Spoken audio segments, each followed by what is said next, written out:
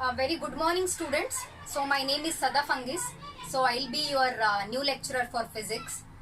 As you all have passed first PUC and promoted into second PUC. ನೀವೀಗ second P you ಸಿಗೆ ಬಂದಾಗಿದೆ. First P U C ಕಾನ್ಸೆಪ್ಟ್ಸ್ನ ತುಂಬಾ ಚೆನ್ನಾಗಿ ಓದ್ಕೊಂಡು ಬಂದಿದ್ದೀರಾ ಅಂತ ಅನ್ಕೊಂಡಿದ್ದೀನಿ. ಯಾಕೆ ಅಂತಂದ್ರೆ first P U C concept basic concepts ಆಗಿರೋದ್ರಿಂದ ನೀವು ಬೇಸಿಕ್ನ ಚೆನ್ನಾಗಿ ಕಲ್ತ್ಕೊಂಡು ಬಂದಿದ್ರೆ ಸೆಕೆಂಡ್ ಪಿ ಯು ಸಿಯಲ್ಲಿ ಇರೋ ಕಾನ್ಸೆಪ್ಟ್ಸ್ ನಿಮಗೆ ಚೆನ್ನಾಗಿ ಅರ್ಥ ಆಗ್ತದೆ. ಸರಿನಾ? ಸೊ ಈಗ second P U C syllabus ಅಲ್ಲಿ ನಿಮಗೆ ಗೊತ್ತು, ಈಗ ಕೊರೋನಾ ರೀಸನ್ಸ್ ಇಂದ ಏನಾಗಿದೆ ಅಂತ ಅಂದ್ರೆ ನಿಮಗೆ ಖುಷಿಯಾಗಿರೋ ಒಂದು ವಿಷಯ ಸಿಕ್ಕಿದೆ. ಯಾವುದು? ಚಾಪ್ಟರ್ಸ್ ಎಲ್ಲ ರೆಡ್ಯೂಸ್ ಆಗಿದೆ ಅಂತ ಹೇಳ್ಬಿಟ್ಟು. ಸೊ ಟೋಟಲ್ ಆಗಿ second P U C syllabus ಅಲ್ಲಿ ಇದ್ದಿದ್ದು 15 ಚಾಪ್ಟರ್ಸ್, 15 ಚಾಪ್ಟರ್ಗಳು ಇಟ್ಟಿದ್ರು. ಅದರಲ್ಲಿ ಲಾಸ್ಟ್ ಚಾಪ್ಟರ್ ಕಮ್ಯುನಿಕೇಶನ್ ಸಿಸ್ಟಮ್ ಅಂತ ಇತ್ತು. ಸೊ ಕಮ್ಯುನಿಕೇಶನ್ ಸಿಸ್ಟಮ್ ವೇಟೇಜ್ ಕೂಡ ಕಡಿಮೆ ಇತ್ತು. ಆ ಚಾಪ್ಟರ್ ನ ಕಂಪ್ಲೀಟ್ ಆಗಿ ನಿಮ್ಮ second P U C syllabus ಇಂದ ತೆಗ್ದಾಕಿದ್ದಾರೆ. ಸೊ ನಿಮ್ಮ ಎಕ್ಸಾಮಿನೇಷನ್ ಗೆ ಆ ಚಾಪ್ಟರ್ ಇಂದ ಏನು ಬರಲ್ಲ. ಅಂಡ್ ಬೇರೆ ಚಾಪ್ಟರ್ಸ್ ಏನಿದೆ ಅದರಲ್ಲಿ ಕೆಲವು ಕಾನ್ಸೆಪ್ಟ್ಸ್ ನ ತೆಗ್ದು ಹಾಕಿದ್ದಾರೆ. ಯಾಕೆ ಅಂದ್ರೆ ಆಲ್ರೆಡಿ ಅರ್ಧ ಅಕಾಡೆಮಿಕ್ ಇಯರ್ ಪಾಸ್ ಆಗಿರೋದ್ರಿಂದ ನಿಮಗೆ ಕಷ್ಟ ಆಗಬಾರ್ದು ಅಂತ ತೆಗ್ದು ಹಾಕಿದ್ದಾರೆ. ಬಟ್ ಕಂಟಿನ್ಯೂಷನ್ ಇರೋ ಟಾಪಿಕ್ ನ ಕಟ್ ಮಾಡಿಲ್ಲ, ಒಂದೊಂದು ಕಾನ್ಸೆಪ್ಟ್ ಗೆ ರಿಲೇಟೆಡ್ ಇರೋದನ್ನ ಕಟ್ ಮಾಡಿಲ್ಲ. ಸೊ ಇದ್ರ ಬಗ್ಗೆ ಆಲ್ರೆಡಿ ನಿಮಗೆ ಗೊತ್ತು ಅಂತ ಅನ್ಕೊಂಡಿದೀನಿ. ಸೊ ಅಪ್ಡೇಟ್ ಆಗುತ್ತೆ ನಿಮಗೆ ಗ್ರೂಪ್ ಅಲ್ಲೆಲ್ಲ ಅಲ್ವಾ? ಸೊ ಇವಾಗ second P U C first chapter ಹೆಸರು electric charges and fields. Electric charges and fields. So electric charges and fields ಇದರಲ್ಲಿ ಫಸ್ಟ್ ನಾವು ಕಲಿಬೇಕಾಗಿರೋದು ವಾಟ್ ಇಸ್ ಎಲೆಕ್ಟ್ರಿಸಿಟಿ ಅಂತ. ಇದು ನಿಮಗೆಲ್ಲರಿಗೂ ಗೊತ್ತಿರೋ ಒಂದು ವರ್ಡ್ ಅಲ್ವಾ? ಸೊ ಎಲೆಕ್ಟ್ರಿಸಿಟಿ ಅಂದ್ರೆ ಏನು? So it is the branch of physics which deals with the study of electric charges. ನಾವು ಎಲೆಕ್ಟ್ರಿಕ್ ಚಾರ್ಜಸ್ ಬಗ್ಗೆ ಸ್ಟಡಿ ಮಾಡೋದನ್ನ ಏನಂತ ಹೇಳ್ತಾರೆ? Electricity. It is the study about, it is the phenomenon of study about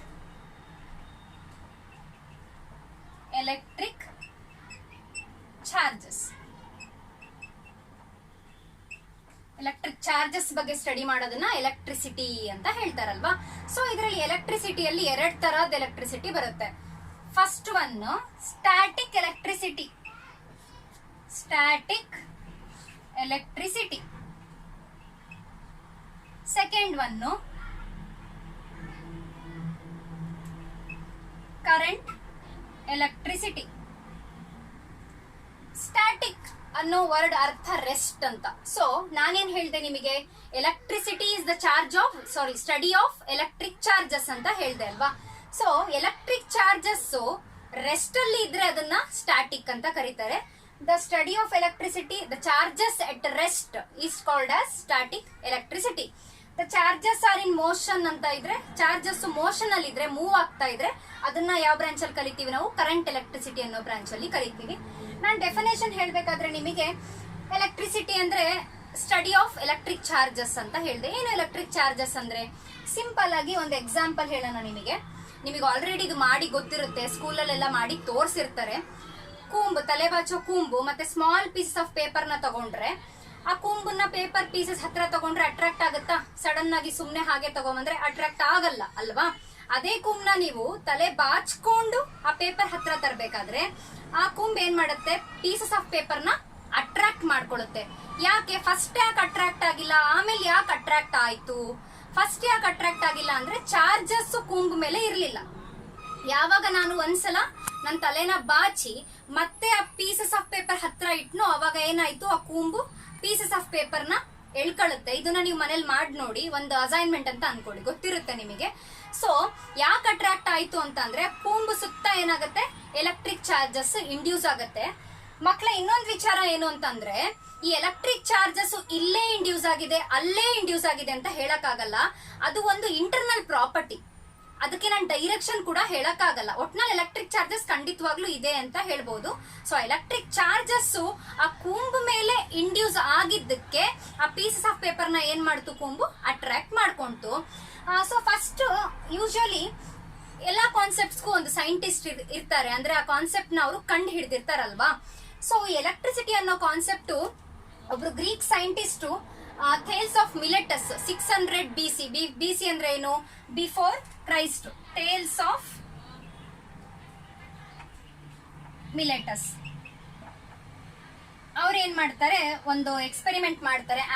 amber ಅಂದ್ರೆ ಅದು ಟ್ರೀದು ಒಂದು resin, ಅದು ಮರದ್ದು ಒಂದು ರೆಸಿನ್, ಗಮ್ ತರ ಇರುತ್ತೆ, ಬ್ರೌನ್ ಕಲರ್, ನೀವು ಅಬ್ಸರ್ವ್ ಮಾಡಿರ್ತೀರಾ. ಅದನ್ನ ತುಂಬಾ ಡೆಕೋರೇಟಿವ್ ಪರ್ಪಸ್ಗೂ ಯೂಸ್ ಮಾಡ್ತಾರೆ, ಮತ್ತೆ ಜ್ಯುವೆಲ್ರಿ ಪರ್ಪಸ್ಗೆ ಸ್ಟೋನ್ ಆಗಿನೂ ಯೂಸ್ ಮಾಡ್ತಾರೆ. ಆಂಬರ್ ಅಂತ ಅದಕ್ಕೆ ಹೇಳ್ತಾರೆ, ಆಂಬರ್. ಮತ್ತೆ ಫರ್ ಅಂದ್ರೆ ಇಟ್ ಈಸ್ ಅ ವೂಲ್, ಅಂದ್ರೆ ಬಟ್ಟೆ ಅಂತ ಹೇಳ್ಬೋದು. ಆವಾಗ ಈ ಆಂಬರ್ನ ಆ ವೂಲ್ ಅಗೇನ್ಸ್ಟ್ ಫರ್ ಅಂದ್ರೆ ಅಗೇನ್ಸ್ಟ್ ಆ ಬಟ್ಟೆಗೆ ಉಜ್ಜಿದಾಗ ಅಲ್ಲೂ ಕೂಡ ಏನಾಗುತ್ತೆ, ಎಲೆಕ್ಟ್ರಿಕ್ ಚಾರ್ಜಸ್ ಪ್ರೊಡ್ಯೂಸ್ ಆಗುತ್ತೆ. ಈ ಥೇಲ್ಸ್ ಆಫ್ ಮಿಲೆಟಸ್ ಅನ್ನೋರು ಈ ಕಾನ್ಸೆಪ್ಟ್ ನ ಹೇಳ್ತಾರೆ, ಬಟ್ ಸಿಸ್ಟಮ್ಯಾಟಿಕ್ ಆಗಿ ಅವರು ಸ್ಟಡಿ ಮಾಡಿರಲ್ಲ. ನೆಕ್ಸ್ಟ್ ಒಬ್ರು ಸೈಂಟಿಸ್ಟ್ ವಿಲಿಯಂ ಗಿಲ್ಬರ್ಟ್ ಅಂತ ಬರ್ತಾರೆ, ವಿಲಿಯಂ ಗಿಲ್ಬರ್ಟ್ ಅಂತ. ಇವ್ರೇನ್ ಮಾಡ್ತಾರೆ, ಈ ಥೇಲ್ಸ್ ಆಫ್ ಮಿಲೆಟಸ್ ಹೇಳಿರೋ ಕಾನ್ಸೆಪ್ಟ್ಗೆ ಸಿಸ್ಟಮ್ಯಾಟಿಕ್ ಆಗಿ ಸ್ಟಡಿ ಮಾಡ್ತಾರೆ, ಕರೆಕ್ಟ್ ಆಗಿ ಸ್ಟೆಪ್ ವೈಸ್ ಸ್ಟಡಿ ಮಾಡಿಬಿಟ್ಟು ಬೇರೆ ಥಿಂಗ್ಸ್ ನ ತಗೊಳ್ತಾ ಹೋಗ್ತಾರೆ. ಆಂಬರ್ ಮತ್ತೆ ಫರ್ ತರ ಕಾಂಬಿನೇಷನ್ ಇರೋ ತುಂಬಾ ಥಿಂಗ್ಸ್ ನ ತಗೊಂಡು ಹೋಗ್ದಾಗ ಅಲ್ಲೂ ಕೂಡ ಅವರು ಸೇಮ್ ಎಫೆಕ್ಟ್ ನ ಅಬ್ಸರ್ವ್ ಮಾಡ್ತಾರೆ. ಆತರ ಯಾಕೆ ಈ ತರ ಆಗ್ತಿದೆ, ಎಲೆಕ್ಟ್ರಿಕ್ ಚಾರ್ಜಸ್ ಇಂಡ್ಯೂಸ್ ಆದಾಗ ಅಟ್ರಾಕ್ಟ್ ಆಗುತ್ತಲ್ಲ ಅಂತ ಅವ್ರು ಕಂಡುಹಿಡಿಯಕ್ ಹೋದಾಗ ಅಲ್ಲಿ ನಮಗೆ ಎಲೆಕ್ಟ್ರಿಸಿಟಿ ಅನ್ನೋ ವರ್ಡ್ ಅರೈಸ್ ಆಗೋದು. ಎಲೆಕ್ಟ್ರಿಸಿಟಿ ಅನ್ನೋ ವರ್ಡ್ ಹುಟ್ಕೊಳ್ಳೋದೆ ಅಲ್ಲಿ. ಸೊ ಎಲೆಕ್ಟ್ರಿಸಿಟಿ ಅನ್ನೋ ವರ್ಡ್ ಒಂದು ಗ್ರೀಕ್ ವರ್ಡ್ ಇಂದ ಅದನ್ನ ಕಂಡುಹಿಡಿದಿದ್ದಾರೆ, ಗ್ರೀಕ್ ವರ್ಡ್ ಇಂದ ಡಿರೈವ್ ಆಗಿರೋ ವರ್ಡ್ ಅದು. Electron, Greek word electron. ಈ ಸ್ಪೆಲ್ಲಿಂಗ್ ನಾನು ಯಾಕೆ ಬರೀತಿದ್ದೀನಿ ಅಂದ್ರೆ ಅದು ಗ್ರೀಕ್ ವರ್ಡ್ ಅದೇ ರೀತಿ ಡಿರೈವ್ ಆಗಿದೆ, ಎಲೆಕ್ಟ್ರಾನ್ ಅನ್ನೋ ವರ್ಡ್. ಅದ್ರ ಮೀನಿಂಗ್ ಆಂಬರ್ ಅಂತ ಹೇಳ್ತಾರೆ. ಸೊ ಇದು ಎಲ್ಲಿಂದ ಬಂತು ಅಂತ ನಿಮಗೆ ಗೊತ್ತಿರ್ಲಿ ಅಂತ ಅಷ್ಟೇ. It is not about the exam point of view ಅಂತ ಏನಲ್ಲ, ಬಟ್ ನಾವ್ ಯಾವಾಗ್ಲೂ ಎಕ್ಸಾಮ್ಗೆ ಅಂತ ಓದಕ್ ಹೋದ್ರೆ ನಮಗೆ ಎಕ್ಸ್ಟ್ರಾ ಕಾನ್ಸೆಪ್ಟ್ ಗೆಲ್ಲ ಅರ್ಥ ಮಾಡ್ಕೊಳಕ್ಕೆ ಆಗಲ್ಲ. ಸೊ ಅದಕ್ಕೆ ಹೇಳ್ತಾ ಇದೀನಿ ಅಷ್ಟೇ. ಸೊ ವಿಲಿಯಂ ಗಿಲ್ಬರ್ಟ್ ಏನ್ ಮಾಡ್ತಾರೆ, ಸಿಸ್ಟಮ್ಯಾಟಿಕಲ್ ಆಗಿ ಸ್ಟಡಿ ಮಾಡ್ಬಿಟ್ಟು ಎಲೆಕ್ಟ್ರಿಸಿಟಿ ಅನ್ನೋ ಒಂದು ಕಾನ್ಸೆಪ್ಟ್ ಅರೈಸ್ ಆಗತ್ತೆ. ಇಷ್ಟ ಅರ್ಥ ಆಯ್ತು ಅಂತ ಅನ್ಕೊಂಡಿದೀನಿ ಮಕ್ಳೇ. So next structure of atom ಅಂತ ಒಂದು ಬರುತ್ತೆ. ಸ್ಟ್ರಕ್ಚರ್ ಆಫ್ ಆಟಮ್ ಗೊತ್ತಿರ್ಬೋದು ನಿಮಗೆ, ನೀವು ಹೈಸ್ಕೂಲ್ ಸೆಕ್ಷನ್ ಇಂದಾನೇ ಕಲ್ತ್ಕೊಂಡು ಬಂದಿರ್ತೀರಾ.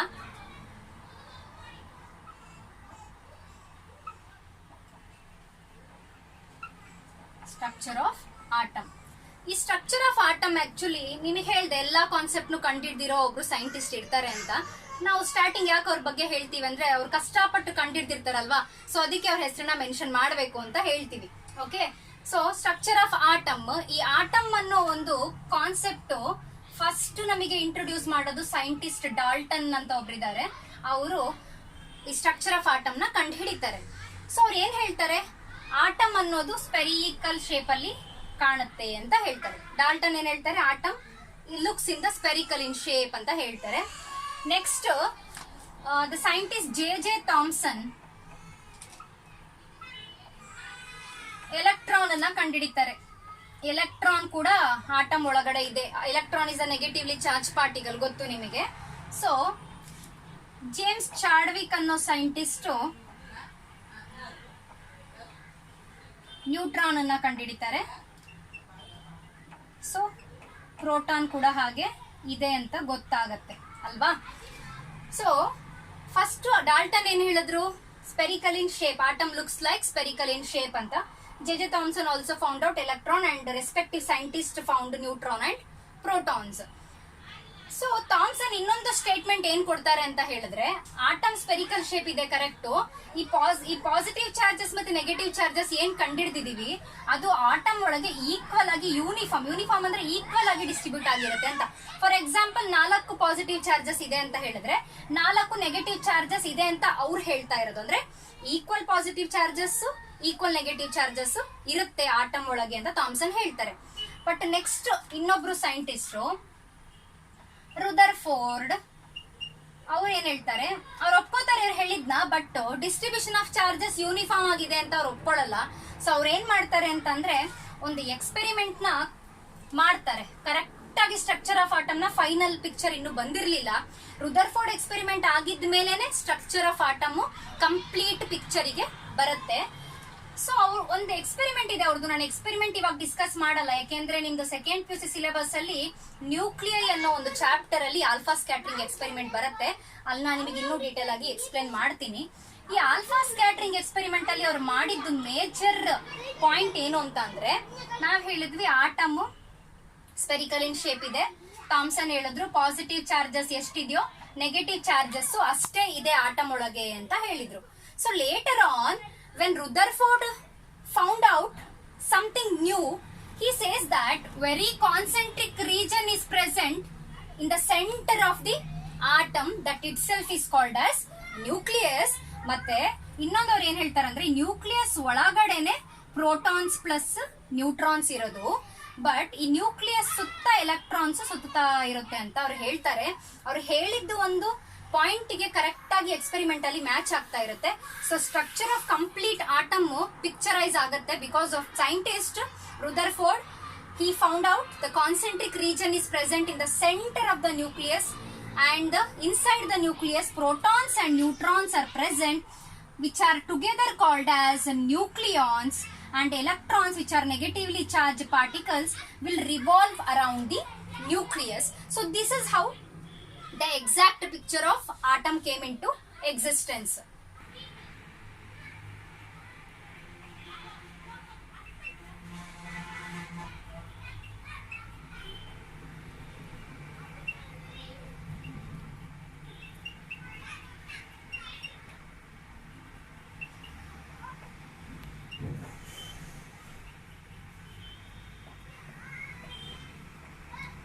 So let us see what is the mass of proton, the mass of neutron, and mass of the electron.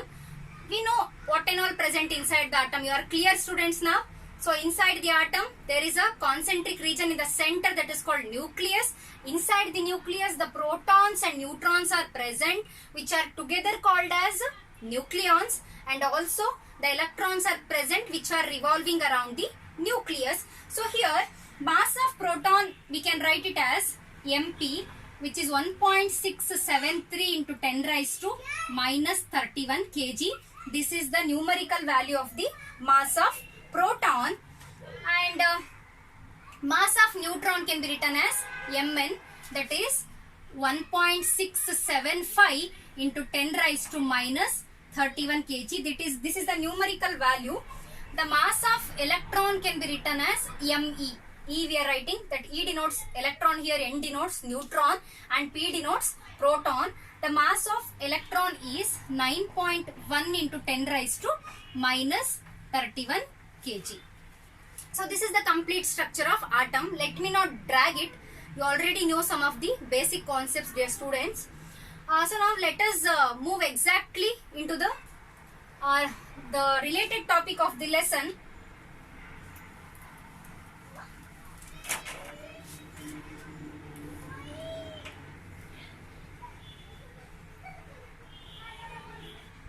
So now let us study what is electric charge. I already explained you about the electric charge. So it is the property possessed by the material objects or the objects by virtue of which electric effects and also other effects are present.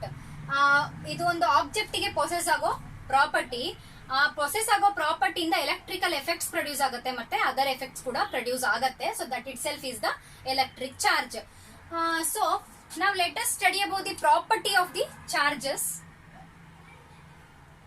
Property of charges. So the first property is charge is conserved. What do you mean by charge is conserved? So please assume, students, some reaction is going on. Before the reaction, if there are, for example, 3 charges are present, just for your understanding I am telling, before the reaction 3 charges are present, and after the reactions also the 3 charges are present, we can say that charge is conserved. Before the reaction and after the reaction the charge is same, means we can call it as charge is conserved. It is constant, we can say that it is constant. So the charge property of charge, the important first one is charge is conserved. Charge is same throughout the procedure. Second property, charge is quantized. Charge is quantized. What do you mean by charge is quantized? Charge is only, the charges will be having only the integral numbers 1, 2, 3, 4, etc. It will not be having any kind of decimal like 1.1, 1.2, 1.3. It is only having the integral numbers. So that is why we are saying charge is quantized. It will not be in the decimal format. this is the second property. The third property is charge is additive. Charge is additive. As the name itself suggests here, the word additive. Additive means we can add the charges. ನಾವು charges ನ add ಮಾಡಬಹುದು ಅಂತ ಹೇಳ್ತಾರೆ. ಅದನ್ನ ನಾವು ಮುಂದಕ್ಕೆ ಎಲ್ಲ derivations ಮಾಡ್ಬೇಕಾದ್ರೆ ನಿಮಗೆ ಗೊತ್ತಾಗುತ್ತೆ. ನಾವು ಚಾರ್ಜಸ್ ನ ಆಡ್ ಮಾಡಬಹುದು. ನಾನು ಫಸ್ಟ್ ಒನ್ ಏನ್ ಪ್ರಾಪರ್ಟಿ ಹೇಳಿದೆ ನಿಮಗೆ? ಚಾರ್ಜ್ ಇಸ್ ಕನ್ಸರ್ವ್ಡ್ ಅಂತ ಹೇಳಿದೆ. Second property charge is quantised. So ಈ ಮೂರು ಪ್ರಾಪರ್ಟೀಸ್ ನ ನಾವು basic properties of electric charges ಅಂತ ಹೇಳ್ತೀವಿ. These three are called basic properties. These three are called as basic properties. The fourth property is like charges repel each other and unlike charges attract each other. Like charges repel and unlike charges attract. ಇದನ್ನ ಹೇಳಿಲ್ಲ ಅಂದ್ರೂ ನಿಮಗೆ ಅರ್ಥ ಆಗುತ್ತೆ ಅಂತ ಅನ್ಕೊಂಡಿದ್ದೀನಿ. Like charges ಅಂದ್ರೆ same positive charges repel ಆಗುತ್ತೆ. ಅದೇ ಪಾಸಿಟಿವ್ ಮತ್ತೆ ನೆಗೆಟಿವ್ ಚಾರ್ಜಸ್ ಇದ್ರೆ ಅದು ಈಕ್ವಲ್ ಅಂಡ್ ಆಪೋಸಿಟ್ ಆಗಿರೋದ್ರಿಂದ ಏನಾಗುತ್ತೆ? ಅಟ್ರಾಕ್ಟ್ ಆಗುತ್ತೆ. ನೆಗೆಟಿವ್ ಇದ್ರೂ ಕೂಡ ಏನಾಗುತ್ತೆ? ಅದು ರಿಪೆಲ್ ಆಗುತ್ತೆ. Because those are like charges ಅಂದ್ರೆ ಸೇಮ್ ಚಾರ್ಜಸ್, ಅನ್ಲೈಕ್ ಚಾರ್ಜಸ್ ಅಂದ್ರೆ ಡಿಫ್ರೆಂಟ್ ಚಾರ್ಜಸ್ ಅಂತ. So the like charges will repel each other, unlike charges will attract each other. This is the fourth property of the electric charges.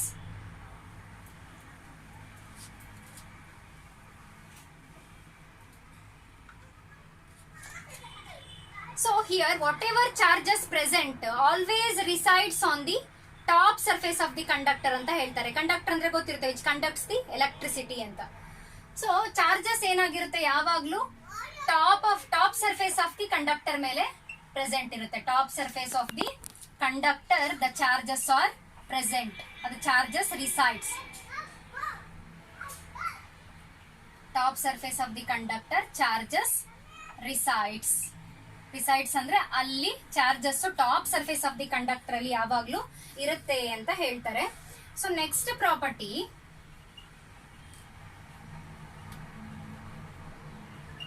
magnitude of the charges does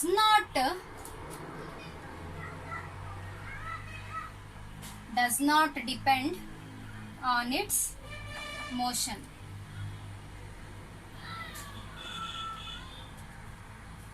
Does not depend on its motion.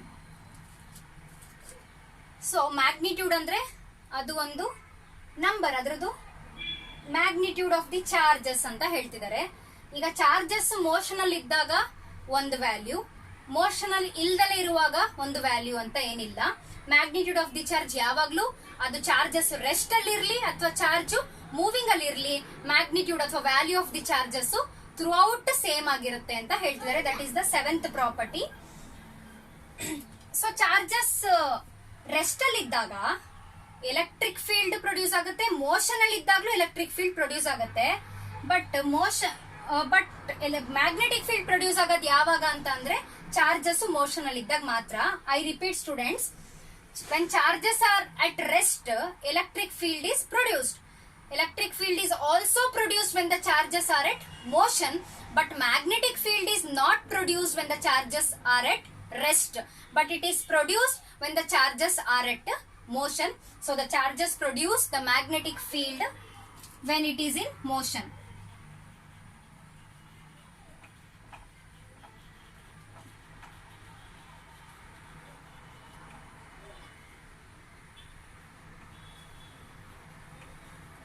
When it is in motion.